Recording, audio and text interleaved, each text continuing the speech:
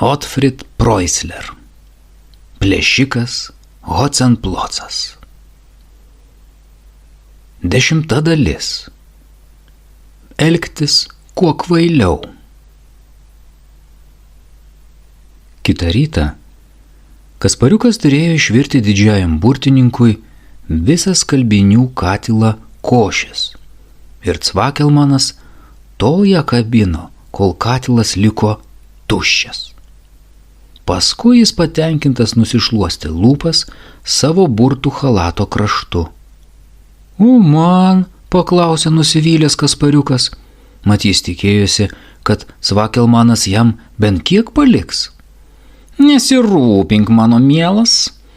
Burtininkas praktelėjo pirštais ir ant stalo to jau atsirado sūrio, sviesto ir kepalas duonos. Čia tau, Zepuk, pasakė jis, bet palauk, dar nevalgyk, aš turiu tau kai ką pasakyti. Jis atsikrenkštė ir prabilo. Šiandien tu lieki čia vienas, mat aš išvykstu pas vieną bičiulį į Bukstehudę ir grįšiu tik tai vėlai vakare. Kai išalksi, nueik į kamaraitę ir pasiimk, ko nori. O visą kitą laiką dirbsi. Įsidėmėk, ką tau reikia padaryti. Visų pirma, priskusk ir supjaustyk 6 kibirus bulvių vakarieniai. Antra, supjauk, suskaldyk ir sukrauk 3 siekšnius malkų. Trečia, išveisk virtuvės grindis ir 4, sukask darže tuščias lysves. Pakartok. Klausau, didysis burtininkė Spektrofilijau Cakelšvanai, atsakė Kaspariukas. Jis buvo nusprendęs elgtis kiek galima kvailiau. Tegu Petrozilijus Cvakelmanas netenka kantrybės. Galbūt tada įsiutęs išvys jį iš pilies. Kaspariukas apsimetė, kad įtemptai masto. Jis pastatė akis ir pasikrapštė pakaušį. Petrozilijus Cvakelmanas valandėlę žiūrėjo į jį, paskui ėmė nekantrauti. Na, sušuko jis, ar nematai, kad aš skubu?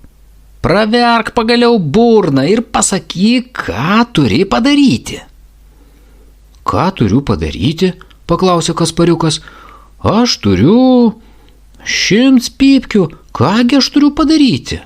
Tik ką žinojau. O dabar, luktelkit, man atrodo, kad prisiminiau. Kaspariukas nusismaukė nuo kaktos Zepuko skrybėlę. Pirmiausia, turiu supjaustyti, suskaldyti ir sukrauti 6 kibirus bulvių. Antra, išveisti 3 sieksnius malkų. Trečia, nuskusti ir supjaustyti vakarieniai virtuvės grindis. 4, gana, suriko didysis burtininkas Cvakelmanas, liaukis tauškės niekus, to jau pat užsičiaupk. Kaspariukas nutaisė nustebusi veidą. Kodėl užsičiaupti? Todėl, kad viską sumaišei ir sujaukiai. Pradėk dar syk iš pradžių. Mielai didysis burtininkė Reprocilijau Fakelšpanai, pirma, turiu sukasti 6 kibirus bulvių. Antra, supjaustyti, suskaldyti ir sukrauti virtuvės grindis. Trečia, išveisti darže tuščias lysves. Ir 4, o kasgi 4? Nesąmonė, suriko Petrozilijus Cvakelmanas. Nesąmonė. Kodėl nesąmonė, paklausė Kaspariukas. Kodėl? Petrozilijus Cvakelmanas bakstelėjo savo pirštų į kaktą. Todėl, kad tu kvailas per visą pilvą. Negali įsidėmėti paprasčiausių dalykų? Su tavim gali išprotėti. Didysis burtininkas piktai treptelėjo koją. Na va, pamanė Kaspariukas, dabar jis mane to jau išvarys. Bet kur tau? Didysis burtininkas Cvakelmanas jo neišvarė, nes jam reikėjo tarno. Jis praktelėjo pirštais ir jo rankoje atsirado butelis kmininės. Nuplovęs degtinę pyktį, Cvakelmanas tarė. kad tu kvailys, Zepuk, viena vertus labai pikta, bet kita vertus visai neblogai. Trumpai drūtai. Užteks, jeigu tu lig vakaro nuskusi 6 kibirus bulvių, nuskusi ir supjaustysi, supratai? Nes vakarienį noriu keptų bulvių. Nuo kitų darbų dėl tavo kvailumo atleidžiu, va taip. O dabar reikia paskubėti, nes mano kolega iš Bukstehudės dar pamanys, kad jį užmiršau. Didysis burtininkas Petruzilijus Cvakilmanas nudūmė į bokštą, aukščiausion burtų pilies vieton. Tenai išskleidė ant grindų savo platų, raudonais ir geltonais ženklais išsiuvinėtą burtų chalatą, atsisėdo ant jo ir ištarė burtažodį. Tada chalatas pakilo į orą ir nuskrido į Bukstehudę. O Kaspariukas? Sunkiai nurijęs duoną su sviestu ir sūriu, jis ėmėsi darbo. Sėdėdamas pilies virtuvėje skuto bulves ir galvojo. Visų pirma apie Zepuką.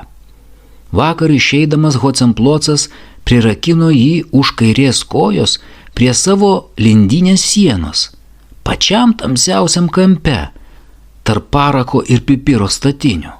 Ar jis vis dar tebeguli prirakintas ant šaltų akmeninių grindų? Kad tas Hocemplocas būtų davęs jam bent glėbelį šiaudų arba antklodę, galvojo Kaspariukas. Kuo ilgiau galvojo apie Zepuką, tuo labiau rūpėjo sužinoti, kaip jiems sekasi plėšiko landiniai. Pabaiga. 11 dalis. Vargšas Zepukas. Zepukas ilgai gulėjo vienas tamsioje plėšiko landinėje. Ir jei ne grandinė ant kojos, būtų galėjęs bėgti kur nori. Bet negalėjo nusiimti grandinės. Kad ir kiek traukė ir plėšėsi, viskas veltui. Vakarop parbildėjo Hocemplocas. Jis numetė nuo pečių maišą su uostomojų tabaku, trenkė į kampą skrybelę, apsiaustą, uždegė žvakę. Na, Kaspare, gana prisitinginiavai, dabar prie darbo. Pirmiausia, Zepukas turėjo nutraukti plėšikui Hocemplocui purvinus batus. Ir tik tada buvo paleistas nuo grandinės. Marš prie židinio ir užkurk ugnį. Aš pakeliui nugvelbiau riebę žąsį. Kai užkursi ugnį, nupešk ją ir to jau pamauk ant smaigo. Aš mėgstu, kad žąsis būtų gražiai apkepusi iš visų pusių, bet žiūrėk, kad nepadegtų. O kol kas aš atsipūsiu ir apsivilksiu chalatą. Zepukas nupešė žąsį ir ėmė kepti. Stropiai sukant smaigą, nosį įkyriai kuteno kepsnio kvapas. Nuo ryto jis buvo nieko nevalgęs, todėl net silpna darėsi. Ar plėšikas Hocemplocas jam paliks bent kąsnelį? Bet plėšikas Hocemplocas nemanė palikti. Kai žąsis buvo gatava, jis sušuko: skanaus! Ir taip kibo šveisti gardų paukštį, kad netrukus iš jo nieko neliko. Zepukas negavo net menko kauliuko nugraužti. Tai bent skanu buvo, pasakė Hocemplocas pasisotinęs ir atsiriaugėjo. O dabar būtų neblogai kavos. Jis priėjo prie skrynios ir ištraukė kavos malūnėlį. Močiutės malūnėlį. Pripylė į kavos pupelių. Še, šūktelėjo į Zepukui, malk. Ir Zepukas turėjo močiutės malūnėliu malti Hocemplocui kavą. Malūnėlis grojo, gegužį viskas mainos. Tai buvo baisu, baisiau už visą tą nelaimingą dieną. Kas tau yra? Paklausė Hocemplocas, pamatęs, kad gerasis Zepukas apsišarojo. Tu atrodai labai liūdnas, Kaspariuk. Aš to nemėgstu. Palauk, aš tave truputį pralinksminsiu. Ir nutraukė Zepukui nuo galvos kepurę su kutu. Tu nepatinki man su šita kvaila kepure, ji tau prie veido nedera, tad velniop ją. Ir nieko nelaukęs įmetė kepurę į ugnį, kur jinai to jau sudegė. Nagi, ar nelinksmas, sušuko jis, aš tiesiog mirštu iš juoko. Hocemplocas kvatojosi, o Zepukas liejo graudžias ašaras.